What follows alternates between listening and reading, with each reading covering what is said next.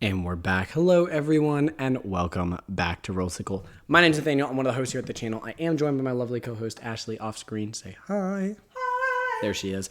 All right, we're back. We're talking a little bit more pessimistically, unfortunately, about some of our hobbies, but sometimes it just has to be done, especially when things are in a pretty negative spot. So I just wanted to say I'm kind of sick of what I'm seeing in the Magic landscape and plans for the future. I think that we could sit here and we could make a video about Universes Beyond. We could sit here, we can make a video about the commanderification, the power creep, etc., etc., etc. There's probably 50 different topics that we could talk about, but I think that all of them have a connection to the fact that Magic is chasing the line going up, and there are better videos than this that you could watch to talk about why that is. But I want to talk about sort of the impacts that that's having and why I think it spells very badly for the future of Magic. So let's kind of break it down a little bit, right? So like I said, in videos better than this one to describe what's going on, Hasbro is effectively net zero or even net negative some quarters of the year for their profits, if you will, without Wizards of the Coast. Wizards of the Coast is the primary moneymaker for Hasbro. And I won't get into the details because there are so many other videos that you could watch.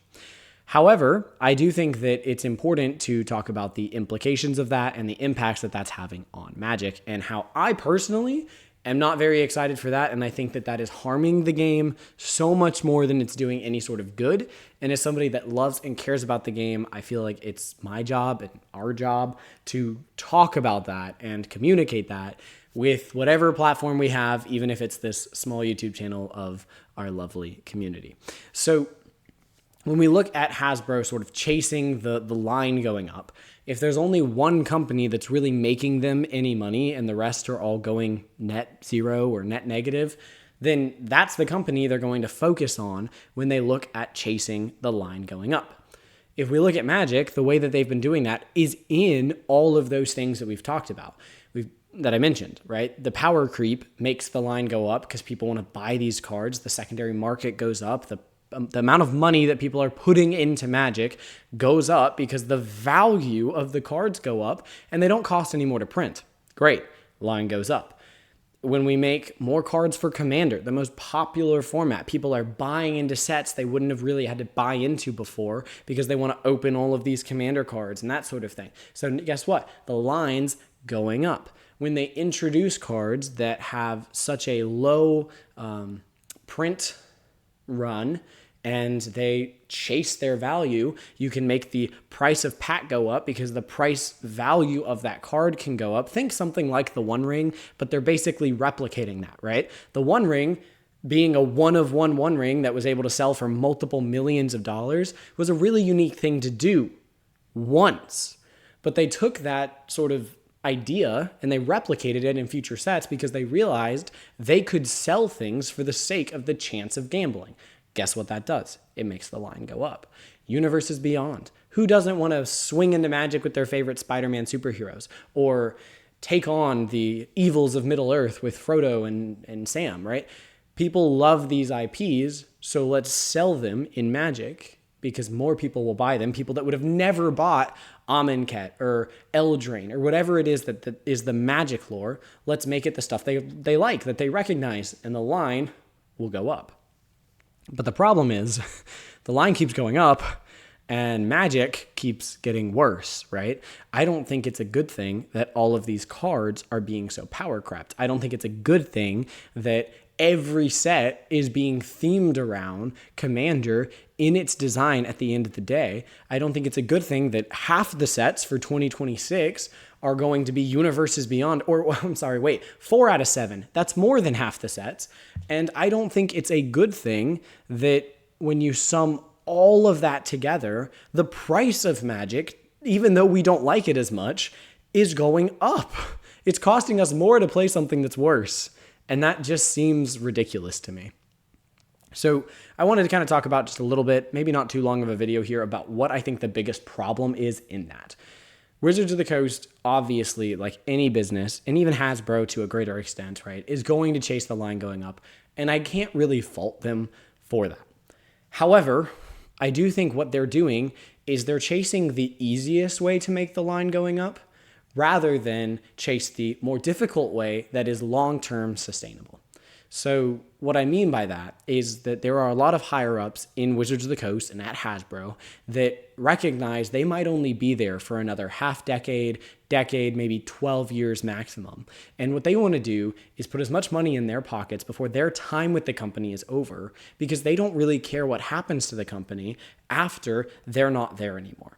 Now, I'm not talking about the card designers. I'm not talking about the artists and all of these wonderful people that make Magic what it is. And I am so thankful that they exist. I think they do a wonderful job.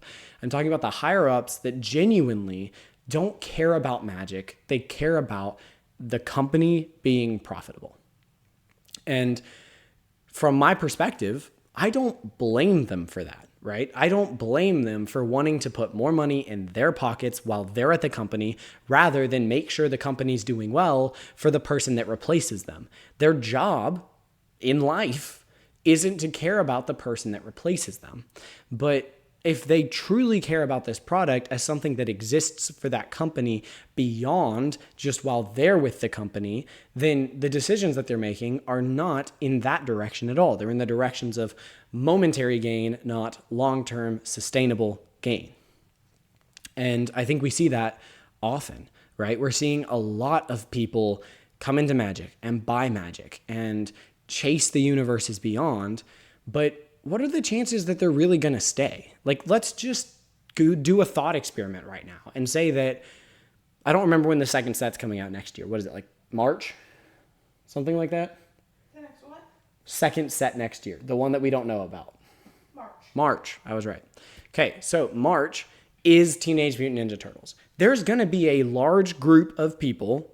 I mean, it might not be nearly as large as like Final Fantasy, but it'll still be a good number of people in the entire world that get into Magic, would have never played it before because of Teenage Mutant Ninja Turtles. Yes, that is true. But what percentage of those people are actually sticking with the game and playing it beyond Teenage Mutant Ninja Turtles rather than something that exclusively exists within the IP that they really enjoy? Well, let's say that number is 10%, right? Well, the momentary gain is all 100% of the new players. That's the momentary gain. The long-term gain is the 10% of people that actually stick with the company. But when you look at the long term, you have to consider what percentage of the 30 years of player base that's already been built leaves because universes beyond, such as Teenage Mutant Ninja Turtles, is now standard legal and they are forced to play with it regardless of whether or not they like that IP. Well, let's say that that's only 4% of a way bigger amount of people though. Then in the long run, that's going to lead to a decline in player base rather than an increase in player base. The difference is your momentary sales look so good. And that's one of the biggest problems with what they're chasing right now. But I think it has even more dangerous implications on the game, and there's more reasons for us to sort of leave or fight back against this than even first meets the eye. Because while I could sit here and say, I don't like, Godzilla and Transformers and all of the hat sets that are being themed around, getting new people into the game because cowboys are cool and all the universes beyond product, I think there's a bigger issue here in the fact that Wizards of the Coast and Hasbro, but mainly Wizards of the Coast under Hasbro, right, has lost its backbone in being willing to defend their game, defend their player base, and put out something that they're proud of, that they know their long-term players enjoy. They would rather chase the momentary gain and are thusly, they've become a company that's willing to cave under the rule and pressure of other companies telling them what they need to do because they want to make money. So what does that actually look like? I think that we are in a horrible place in terms of standard right now. And what needed to happen was weeks ago, we needed an emergency ban of Vivi from Final Fantasy. But we're in a situation where Wizards of the Coast is less likely to do that. Why? Because they have outsourced their cards to this IP, Final Fantasy, and they don't want to upset them, this company that let them use their IP and make so much money, the best sales Magic has ever seen. They don't want to upset them and cut ties there by banning Vivi. So they make the decision that is not good for the game. Okay, well, that's concerning, but maybe it's a one-off thing. Now, at the end of this year, we're not going to get, what's the name of it? Lorwyn Eclipsed. There we go. Got there. We're not getting Lorwyn Eclipsed, right? Well, Lorwyn Eclipsed includes the second half of the Shocklands. So for a longer time than expected, only half the Shocklands are in Standard. That means half of the viable decks are significantly weaker for longer than Wizards of the Coast expected, because they made place for a Universes Beyond set. They weren't willing to say, no, we stand by our player base. They need to have this because we designed it that way. They said design of the game and play of the game can be discarded for monetary gain. If the line goes up, it doesn't matter if the play of the game goes down. And that's really bad, because now not only is there a longer gap between Shocklands, but I was watching the Brian Kibler video, I think is his name. So go watch his. His is great, right? Where he pointed out that now they're in different cycles for Standard. So for an entire year, unless they do something to mitigate that, there's going to be the other half of the Shocklands in Standard, but not the first half, which is going to be a problem and going to complicate deck construction and all sorts of parts of the game, because they wanted to fit in a Universes Beyond set. And this goes even beyond that, right? We can see that Through the Omen Paths exists because they're not willing to get the rights, or weren't able to get the rights for Marvel Online. They weren't able to get the rights to have Spider-Man and Iron Man and all these cards, because I guarantee you we're going to get Through the Omen Paths for the Marvel superhero set. In fact, I think it's already been alluded to, or not even alluded to, but like said in the post. I just don't have it in front of me, right? And that should have never happened. What should have happened would have been the moment that they said, no, you cannot have these arena client versions of the cards. Wizards of the Coast should have gone, that will hurt our player base. It will hurt our game. It will complicate our game. It will hurt our dedicated fans. And we will not make that deal. We want Marvel cards, and we want you to meet us here where the line is, because we will not sacrifice the play of the game. We will not sacrifice our players for your IP. But is that what Wizards did? No. They chased the line going up, and they will continue to chase the line going up.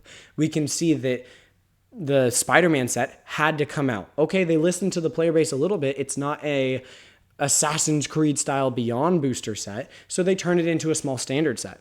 But guess what? That small Standard set now is getting enough backlash, which it should be, and was new enough and freshly not what we're used to enough that they couldn't do the Pro Tour with it. So now we got a Pro Tour that was Edge of Eternities, even though there's a whole new set out. Okay, that's a little weird. How does draft work with that new set? Oh, they couldn't get enough cards in it for whatever reason, probably because it was a Beyond Booster style set, and they could barely get it into the right size of set. So what did they do?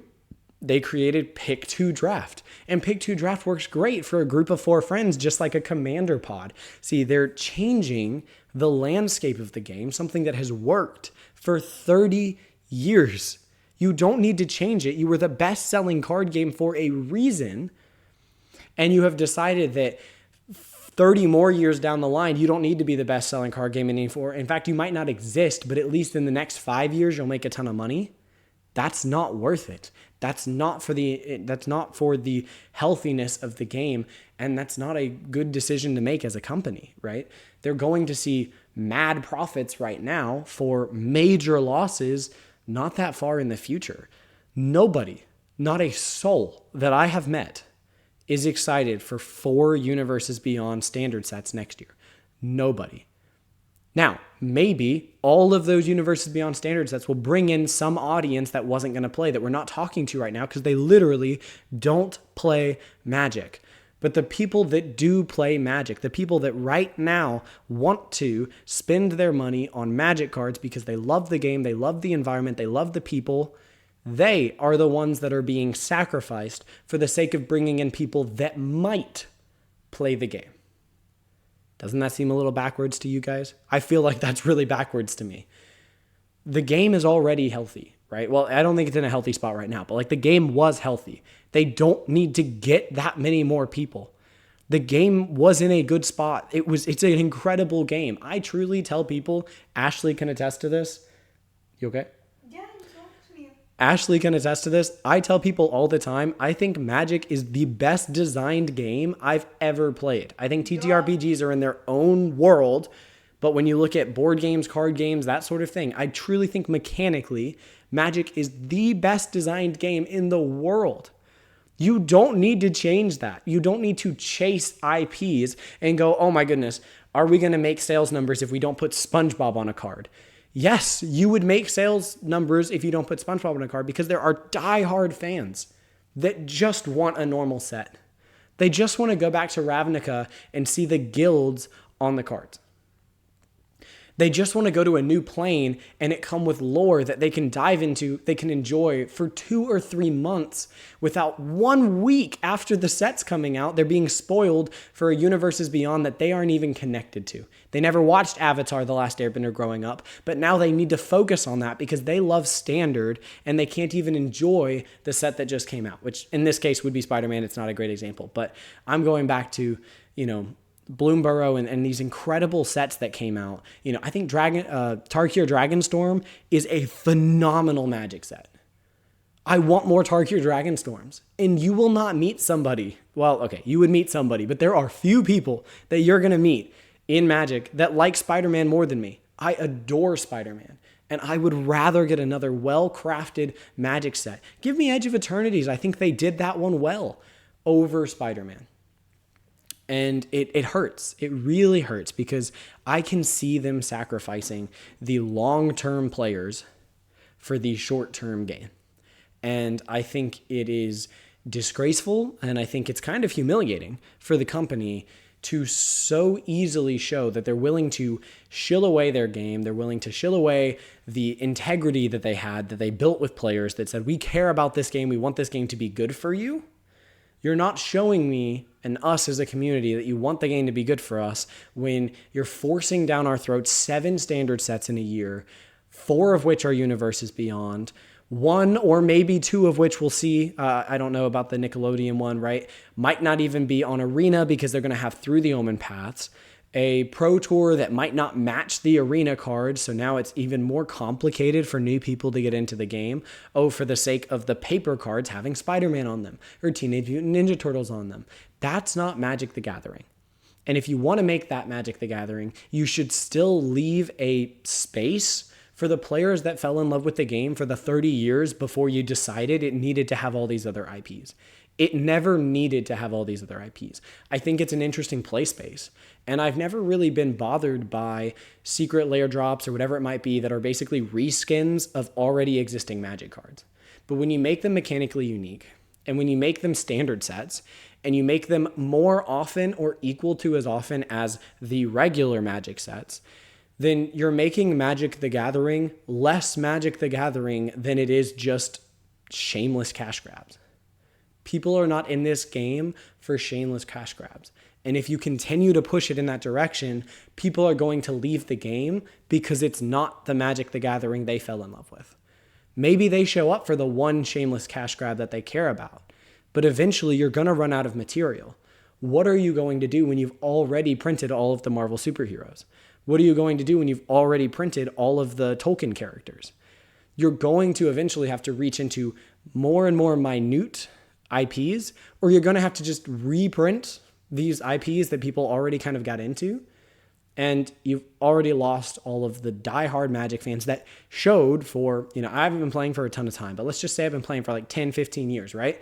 For 10 or 15 years, I was perfectly fine seeing Jace every year because I liked him as a character in Magic. Now, I haven't been playing for that long, but I promise you, I'm not going to be upset to continue to see their storyline play out because those are the characters in the world that I bought into, that I fell in love with. Now, maybe that's different for a newer player. Maybe Ashley has a different perspective. But I've seen her, and you can speak for yourself too if they can hear you, fall in love with Magic just as much as I did, right?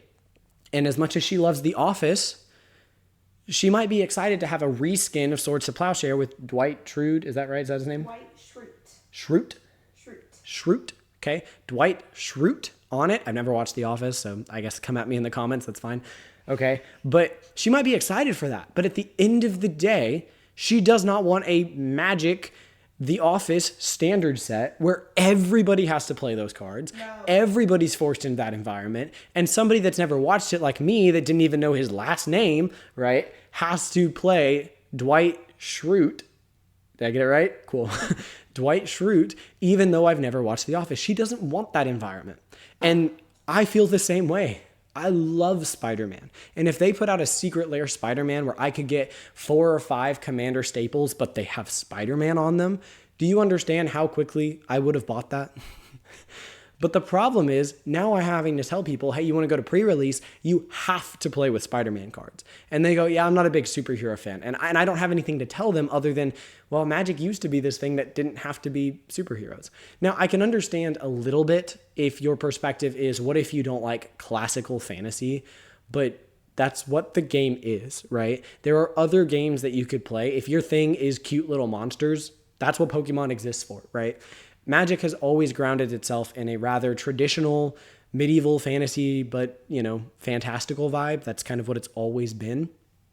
And sacrificing that is just not something that should be forced on the die-hard player base. I've really been getting interested in Standard, and it really hurts my heart to think that I'm going to have to play with Star Trek cards that I don't really care about.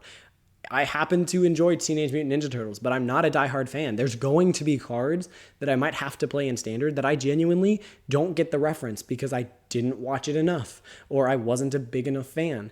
And the people that truly have no connection to that shouldn't have to do that. These should be optional. They should be an additional layer to Magic, not becoming what Magic is. So I've ranted enough. This became more of a rant than I probably wanted it to be, but maybe it was necessary, right? I think that Magic needs to learn that their players matter and that sacrificing the players that care about you and that build your community, that promote your game, that love playing it, that go to local game stores, that teach other people to play and introduce it. They're advertising it for you because they love it and they want to play it. Those are not the people you should be sacrificing for the sake of potentially making more SpongeBob cards. It's not worth it. You need to listen to the massive community and find a way to try to please everyone, or at the very least, please the fans that have been here for so long. I hate to say it, but they are the people that matter more.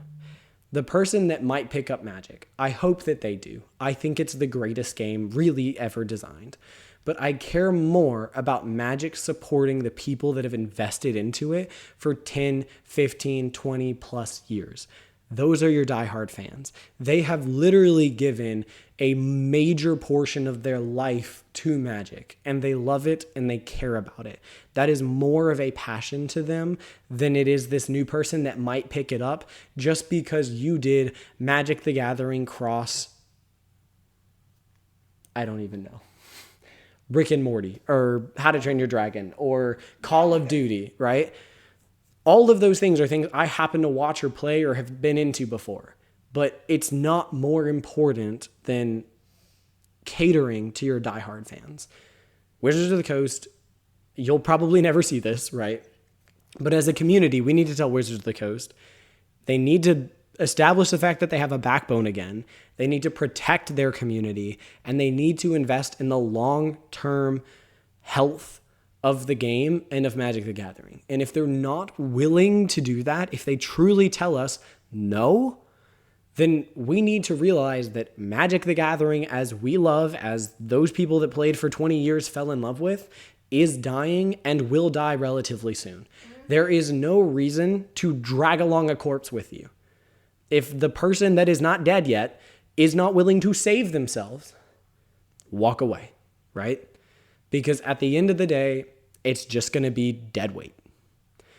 And there's nothing you can do about it, right? So I hope as a community, we're able to voice enough. I've seen the polls that have said, 85% of people aren't interested in Spider-Man. And we even made a video saying, hey, we had more fun than we thought, but it's still a horrible set, right? Like we made a video saying pre-release is still pre-release and you're basically never going to beat it. It's such a fun environment.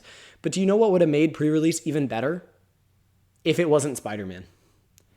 And that's coming from somebody who is a die-hard Spider-Man fan. That's what would have made the Magic the Gathering pre-release better. I had more fun at Edge of Eternities. And I'm not that big of a sci-fi fan. I like it a bit, but I don't like it a ton. I can promise you this much. I guarantee you, regardless of whether the cards are better, I'm going to enjoy Lorwyn Eclipsed as a pre-release probably more than any of the ones I have since Dragons of Tarkir, maybe? Because, oh wait, Dragons of Tarkir will have been the last most closely tied to Magic the Gathering set that they made for Magic the Gathering. Yep. It's kind of crazy that the fans are ending up loving the sets that are the traditional Magic the Gathering sets. Wild concept, right? So to end us off, like I said, as a community, I just hope that we can voice our opinions and say, hey, I'm not saying stop making Universes Beyond. I'm saying stop acting like you don't care about the community and also acting like you care about them at the same time. Pick a lane, and stick to it. If you truly don't care about, and this is obviously to like Wizards and Magic as a whole, if they truly don't care about the long-term community, then the long-term community either needs to step away or find an avenue to play Magic and it not be just given to what Wizards wants, right? Because we don't have to do that. What really needs to happen is Wizards to realize that we're serious about this and that this game has mattered to us, that they should prioritize us, and they need to find a balance where they go, you know what? We were wrong about this. Universes Beyond shouldn't be standard. This is going to be a problem, and we need to prioritize our player base that loves and is dedicated to this game, because truly, Magic is only here because of those people. Magic only exists because of those people. The only reason I'm into Magic is because 28 years of people loved the game and got it to the point where it was the best selling trading card game, at least in America, possibly in the world. I don't know about the stats for the world, okay? But that's something, right? Those people and what they care about matter. So that's kind of what we have, right?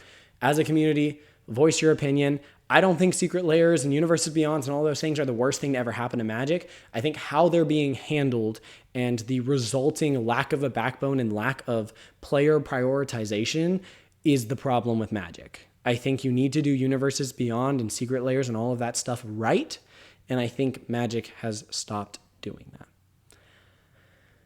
Whew. Preach, baby. Yeah, thank you. All right, I think that's kind of all I have to say in this one. Generally speaking, I still love the game. I think that there is enough there to save, right? I think that Wizards can fix this. They just need to actually start fixing it. So I hope that they do. We want to know what you guys think down in the comments below. I know it was a bit of a rant and a ramble, but generally speaking, I really have a lot of hope for this game. I really do hope and pray that Wizards listens to the community as we tell them we don't want this Spider-Man set. We don't want these things. We want Magic the Gathering. And I believe that they can't really change 2026, but let's see that impact 2027. I would love to see them come out in 2026 and say, this will be the end of Universes Beyond being standard. We're going to make Universe Beyond sets that exist in a you don't have to play with them area. And I would love to see it. But yeah, like I said, let us know what you guys think down in the comments below. If you enjoyed the rants or if you have something else that you want to say, hit it with the like button. We would love to see the support. If you haven't joined the channel, we do more than just make like ranty, pessimistic videos. We actually generally try to be more positive, but sometimes you just have to say what's going on and be honest and be a productive community member, because I love Magic enough that I feel like I need to say I'm not happy with where it's going. So if that bothers you, then I'm sorry. We're probably going to keep doing it. But if you enjoyed that, we would love to have you here, right? We are just a group of nerds that care about the things that we nerd over, right? They matter to us. These hobbies are really important. So we'd love to have you guys join the community. We're at 204, right? At the time of recording this. So let's get that to 205 if it's not already there. And if it is, you could be the next person. So thank you guys so much for all your awesome love and support. I hope I can make more positive videos going forward, and we definitely have some planned on the horizon. But yeah, that's what we have for you in this one. We'll see you guys in whatever comes next. But until then, may those rolls be ever in your favor, and we'll see you guys next time. Peace out. Bye, y'all.